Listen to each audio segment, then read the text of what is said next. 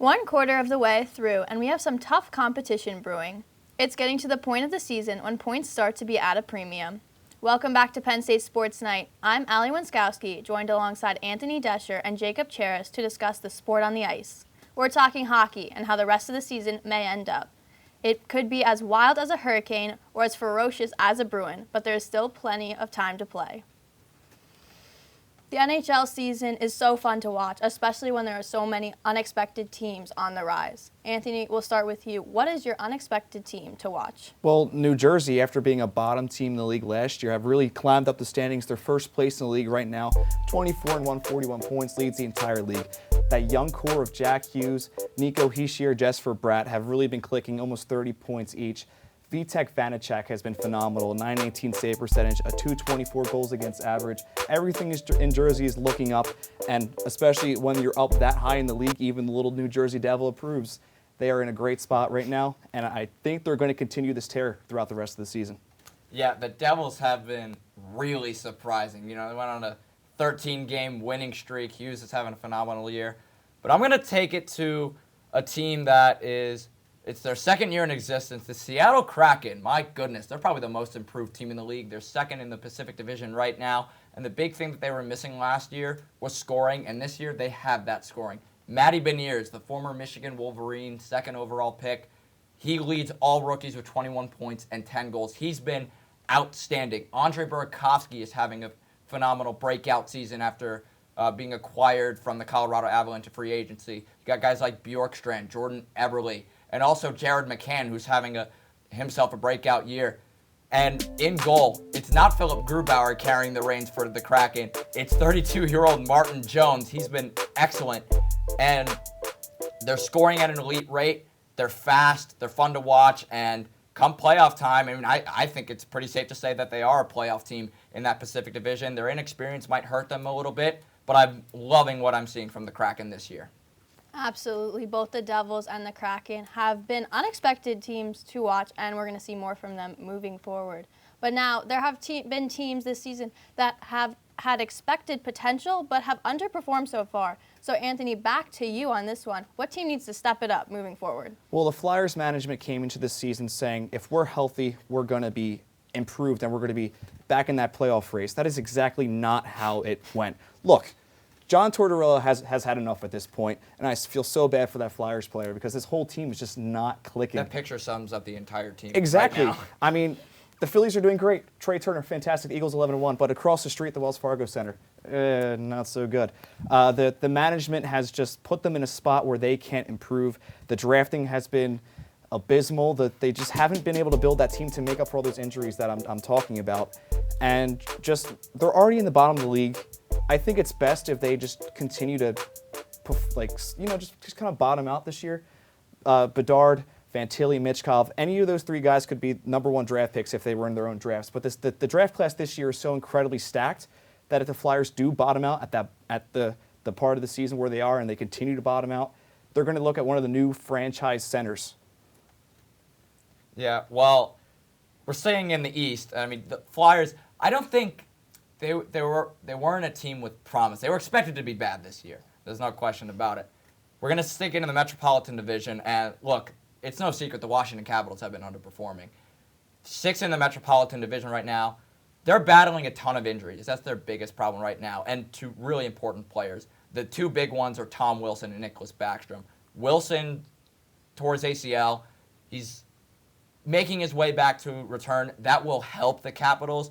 Backstrom, I'm not sure he's going to be the same player, but with the team on the ice right now, if you're a Capitals fan, my goodness, this team has been really tough to watch. And the big problem is they cannot score.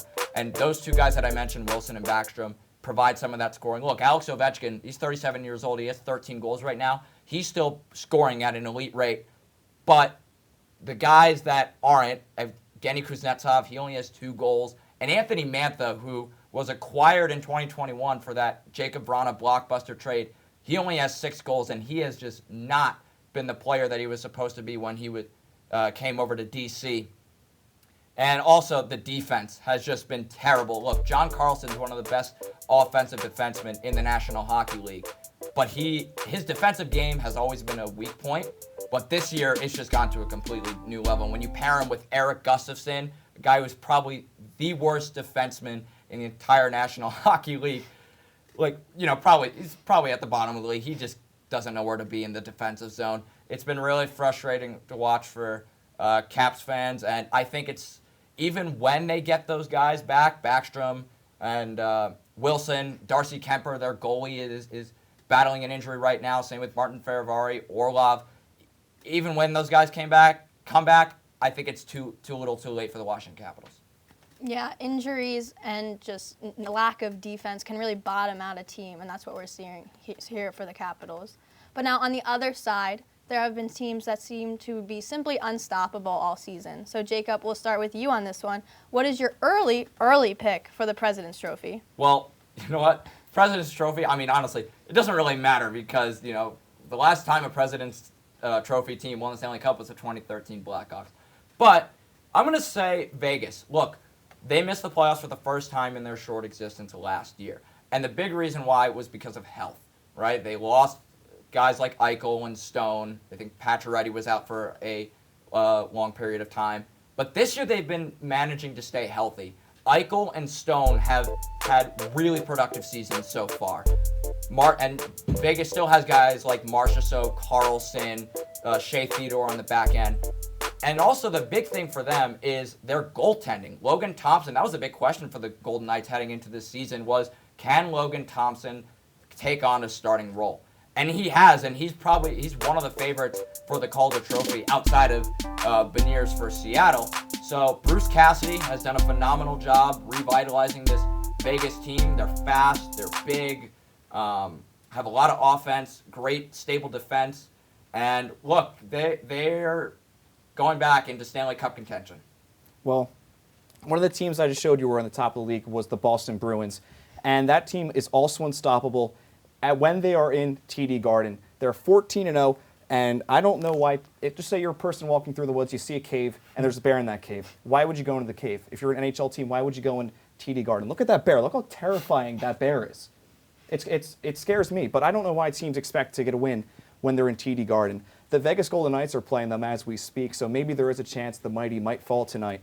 But with Allmark playing the way he has, arguably the best goalie in the league, and I hope you like pasta and goals, because when you combine the two, you get David Pastrnak, and he has 16 goals through 23 games. The Bruins are looking in great shape. They were worried about injuries slowing them down at the beginning of the season, but they've really powered through it, and they've played phenomenal. They're 20-3, no overtime losses. Things are looking up in Boston. I mean, Boston has enough good sports teams, but why not have one more in the Bruins? Yeah, exactly. The Bruins are my pick for the team that's just done the best this year. I mean, they're 14-0 at home, and they've just been incredible dealing with those injuries in the beginning of the season. That'll wrap up this NHL recap on Penn State Sports Night. For Anthony Desher and Jacob Cheris, I'm Allie Wenskoski. Now that the ice has been broken on the NHL season, we know this year is going to be one of the coolest ones yet. Hey everybody, thank you for tuning into this edition of Penn State Sports Night. We hope you liked that segment. And we're sure there's other Penn State Sports Night segments that you are going to love as well. Be sure to subscribe to our YouTube channel for more content. And check us out on social media for updates and behind-the-scenes clips and pics. Follow us on Twitter at PSSN TV and on Instagram at PSU Sports Night to keep up with all the action. For all of us here at the Belisari Media Center, we are Penn State Sports Night.